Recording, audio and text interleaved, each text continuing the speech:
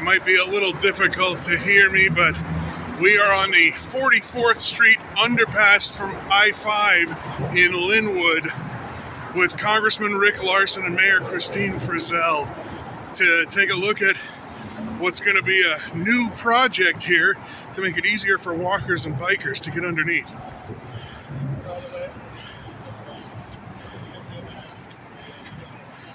City right away, but you can't do it without. Can't do anything without washouts.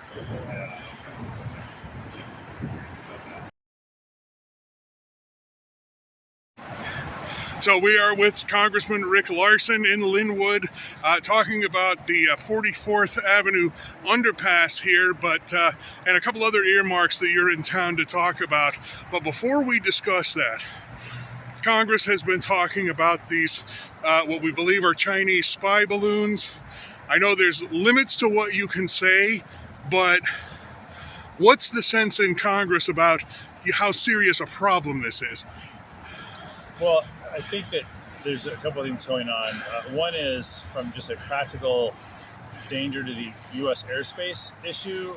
It is very concerning because we have airplanes, jetliners flying in the air at 35 to 1,000 feet, and the recent spate of objects have been at the 40,000 foot level. So you're getting pretty close to where our airplanes are flying, and for airspace safety, we needed to take these things out of the air. So that's one aspect of this.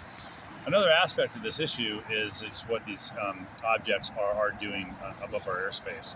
And we can't tolerate any country sending surveillance over our airspace, putting our airspace in danger. But as well, we don't want to send a message to the rest of the world that we're going to be tolerating this kind of activity.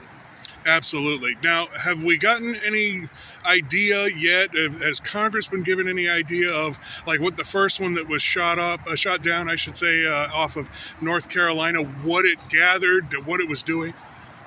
Well, the FBI is in charge of the forensics, if you will, of going over any of the material that is and objects that have been collected from recovery. And at some point, when they're done, when the FBI is done with that, I presume they'll share that with the administration, and the administration will share that with Congress. So you haven't heard yet? Okay. All right. So, there's been 4 of these things shot down now. How would you gauge how we've handled this situation so far? I think appropriately.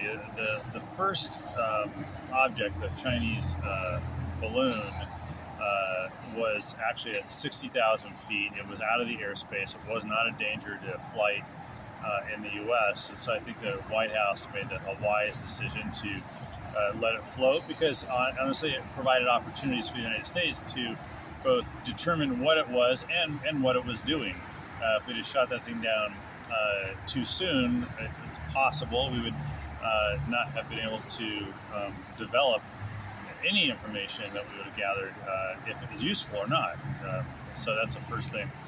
Subsequently, these other objects, they haven't been identified as from China. They haven't been identified as balloons. They have been identified as uncrewed flying objects, and they've been flying lower in our airspace. And so either we're going to protect our airspace, we're going to protect the flying public, we're going to protect national security of the United States. Yeah, and I've reminded people a few times, these are technically UFOs, but not the kind we see in the TV and in the movies here. So just, lastly on this point, there might be a couple of dozen of these things floating around the world. What do we think they're up to? I'm not going to speculate on numbers or what they're up to.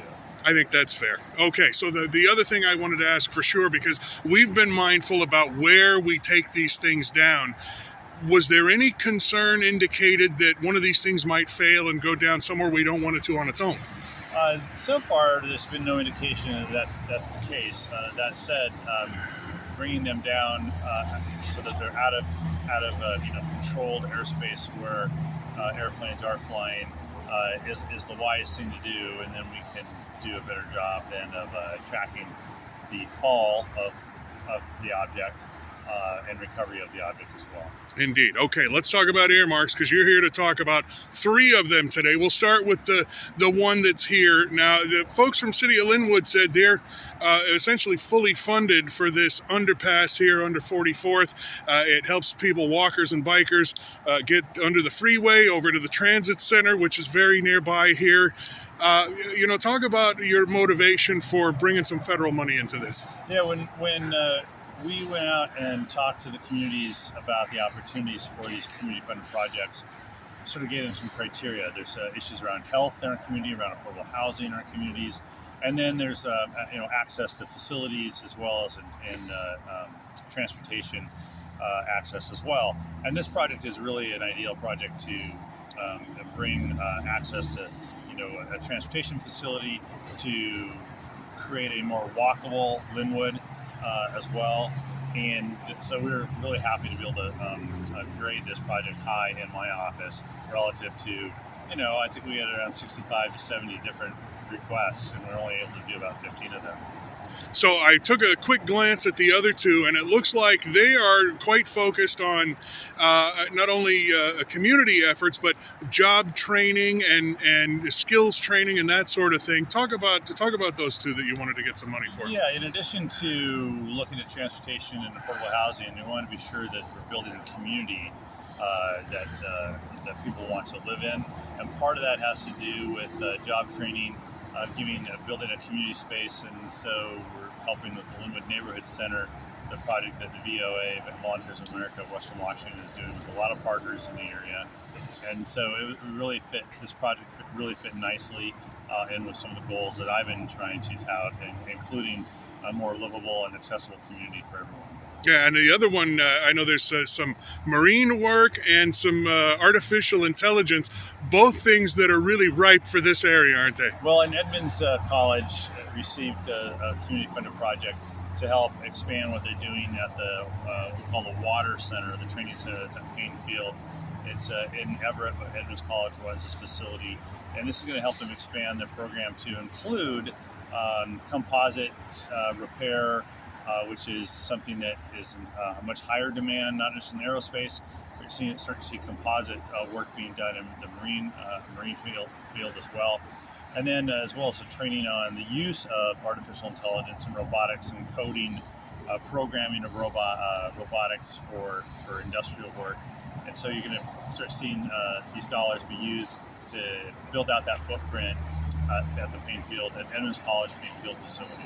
And meet the demand for the new jobs that are in this region. So I want to ask you just one last thing, and that's, when we hear the term earmarks, you and I both go back quite a ways. And, I remember the days when earmarks were talked about as pork, money you bring back come election time.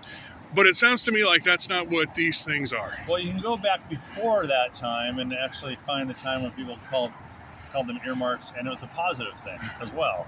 So, it gets into the politics of earmarks, but these projects, we call them community-funded projects, but these projects are vetted by the local communities, and then they make the request to my office, and then we vet them as well. I want to see projects that are ready to go, and we'll help the community once they're awarded the dollars, help them get the dollars back to the community so those dollars can be spent well, spent effectively, and begin improving the lives and the quality of life of the people we all get to represent. All right, Congressman Rick Larsen, thank you, sir. Thanks a lot.